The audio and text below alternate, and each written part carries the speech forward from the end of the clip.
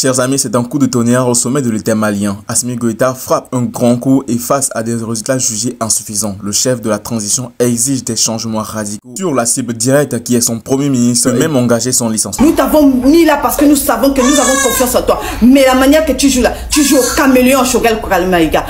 Oui, Choguel Maïga, il dit tout ce qu'il demande, c'est une discussion sur la fin de la transition. Et quand les militaires faisaient coup d'état, c'est avec eux qu'ils ont discuté. Tu joues au caméléon avec le peuple malien, oui. Tu retournes ta veste, tu la remets à l'endroit et tu la remets à l'envers. Est-ce que quand les militaires devaient faire coup d'état là, ils ont discuté avec Choguel Maïga? Faites attention à ce que vous faites. Oui, peuple malien, ne vous laissez pas distraire. Choguel Maïga était dans l'autre camp. Moi, je crois que nous, en tant qu'Africains, on doit faire extrêmement attention pour ne pas confondre nos ambitions personnelles et nos humeurs personnelles aux intérêts de tout un pays. On est en train de lutter pour sortir de cette misère-là. Donc, on n'est pas là, on n'est pas prêt pour ceux qui sont prêts à nous freiner. Avec des idées, comment dirais-je? Je pose la question à mon aîné, le docteur Choguel Kokala Maïga. C'est ce que vous vouliez? Parce que actuellement, toute proposition de corruption engage deux personnes. Celui qui l'a fait et celui qui la reçoit sans la dénoncer. Et oui les amis, dans les coulisses du pouvoir malien, c'est de l'effervescence. C'est un possible séisme politique qui pourrait secouer tout le pays. Et oui les gars, c'est une décision explosive pour le Mali. Assimi Goïta, connu pour son leadership sans exception, ni concession, on a assez. Selon des sources proches du palais, le président aurait déclaré lors d'une réunion stratégique, si ça ne bouge pas, il faudra trancher. Le ton est donné. Pour lui, le premier ministre est en faute et le Mali ne peut plus attendre. Et la révolte arrive même à gronder jusqu'à dans les rues, parce que pendant ce temps, le peuple malien n'est pas en reste. Les rues de Bamako sont en ébullition, les critiques fusent. Démission de Choguel Maïga, ce n'est pas toi qui as demandé à Assimi Goïta de faire transition ou coup d'état à l'ancien président quand tout allait mal. Tu étais où? Voilà ce qui se passe dans les rues de Bamako et même plusieurs pancartes brandies pour la démission de Choguel Maïga, le premier ministre. La pression populaire devient donc très grande et Assimi Goïta le sait. Va-t-il donc démissionner? Sa légitimité repose sur sa capacité à livrer des résultats très concrets et palpables. Ce qui est sûr, le premier ministre isolé et sous le feu des critiques pourrait ne pas tenir pendant très longtemps. Les rumeurs de démission se font de plus en plus entendre et insistantes. Mais encore, selon des insiders, Assimi Goïta n'écarte pas l'idée de remplacer plusieurs membres du gouvernement pour un nouveau souffle. Le message est clair, le Mali n'a pas besoin de spectateurs, ni de gens qui vont semer du désordre ou le doute dans la tête du peuple malien, mais plutôt de personnes qui sont bâtisseurs. Prenons donc cette posture et que le peuple soutienne, Assimi Goïta prouve encore une fois qu'il est le leader atypique. Pour lui, le Mali passe avant tout. Peu importe les tensions ou les critiques, il avance avec détermination, porté avec une vision de stabilité et de souveraineté nationale. Mais cette stratégie pourrait-elle avoir un coût politique? Si le premier ministre part, n'aurait-il pas des incidents ou bien des conséquences un peu plus graves que cela? Ce qu'est ça, c'est l'avenir qui nous le prouvera. Et Assimi Goïta ne tolérera plus d'excuses en ce qui le concerne. Ce combat pour l'avenir du Mali ne fait que commencer. C'est bien maintenant ou jamais. Voilà comment on forge un leader qui inspire son peuple et fait trembler ses adversaires. Ce qui est certain, Assimi Goïta n'est pas une personne qui est là pour rigoler ni faire des petits jeux avec le Mali ou ses adversaires. Il a déjà réussi à changer beaucoup de choses et il a prouvé depuis sa prise de pouvoir depuis 2020-2021. C'est le premier ministre qui, pendant toute la durée de la transition, a défendu sans relâche le gouvernement en place, a choisi aujourd'hui de critiquer publiquement les choix et les actions de ce même gouvernement. Il dénonce aujourd'hui la situation politique interne et les manquements dans la gestion des engagements internationaux, alors même qu'il affirmait il y a encore peu que le chronogramme imposait de la patience et de la rigueur. Quelle incohérence! La question qui s'impose alors est légitime. Comment un homme d'État, le Premier ministre de la Transition, peut-il se permettre un tel revirement au moment même où la nation a besoin de chaque compétence, de chaque force et de chaque acteur de l'État? Comment peut-il à ce stade crucial abandonner son engagement, laisser son pays en plein vol sans prendre la pleine mesure des conséquences de ses paroles et de ses actes? Monsieur le Premier ministre, vos intentions sont-elles toujours en phase avec l'intérêt national? Que représente la légitimité pour vous? La patrie, cette patrie pour laquelle tant de nos ancêtres ont sacrifié leur vie, est-elle devenue une notion trop abstraite pour vous? Ces critiques venant de quelqu'un qui devrait œuvrer aux côtés du gouvernement de la transition pour le bien de la nation sont-elles le signe d'une impatience mal placée, d'ambition personnelle ou d'un désaccord avec le calendrier national et les priorités collectives?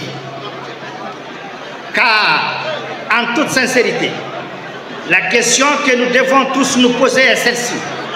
Comment un Premier ministre chargé d'assurer la coordination de l'action gouvernementale du pays peut-il se détourner de ses responsabilités au moment où son pays a le plus besoin de lui, de sa vision, de sa compétence et de son sens du devoir?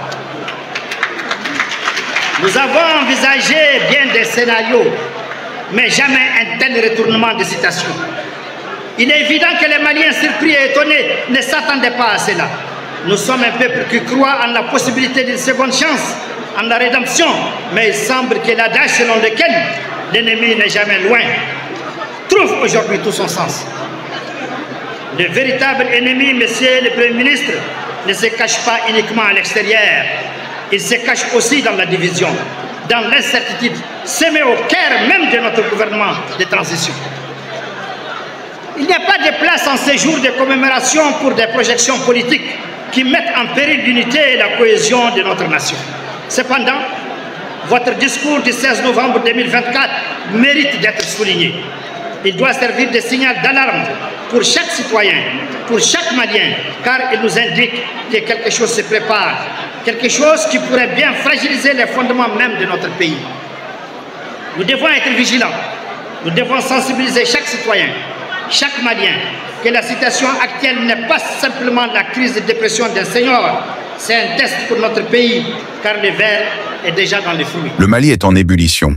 Une décision choc vient de tomber. Le président de la transition, Assimi Goïta, exige des résultats et le Premier ministre est dans son viseur. Refus de compromis, position ferme et un ultimatum qui pourrait tout faire basculer. Mais pourquoi Assimi est-il prêt à aller jusqu'à sacrifier son Premier ministre? Depuis quelques semaines, les tensions au sommet de l'État se multiplient. Des réunions sous haute tension et des décisions controversées. Selon des sources bien informées, Assimi reproche au Premier ministre un manque d'engagement dans la mise en œuvre des réformes promises. Entre pression internationale et attentes populaires, le fossé s'élargit dangereusement. Le peuple rugit dans les rues de Bamako et au-delà, les Maliens ne cachent plus leur frustration. La patience a des limites et les citoyens exigent des actes. Pour eux, pas de place aux excuses. Si le Premier ministre échoue, il doit partir. Assimi le sait bien, et son refus catégorique d'accepter l'immobilisme reflète une volonté de préserver sa crédibilité face à un peuple de plus en plus exigeant. Une démission inévitable. Les prochains jours seront cruciaux. Les rumeurs d'une démission imminente du Premier ministre prennent de l'ampleur, mais certains proches du chef de la transition laissent entendre qu'Assimi pourrait aller plus loin. Forcer un remaniement total pour redynamiser son équipe. Une stratégie risquée, mais peut-être nécessaire pour relancer la transition. Assimi, un homme d'action. Ce n'est pas la première fois qu'Assimi montre qu'il n'a pas peur de prendre des décisions radicales. Son objectif est clair. Un Mali fort, stable et prêt à affronter ses ennemis. Que cela plaise ou non, il avance sans hésitation. Pour le Premier ministre, l'heure de vérité approche. Le Mali retient son souffle. Assimi Goïta envoie un message sans équivoque. Il n'y aura pas de place pour l'immobilisme. Le Premier ministre, s'il souhaite rester, devra prouver qu'il est à la hauteur. Une leçon de leadership qui inspire certains, mais qui terrifie ses adversaires.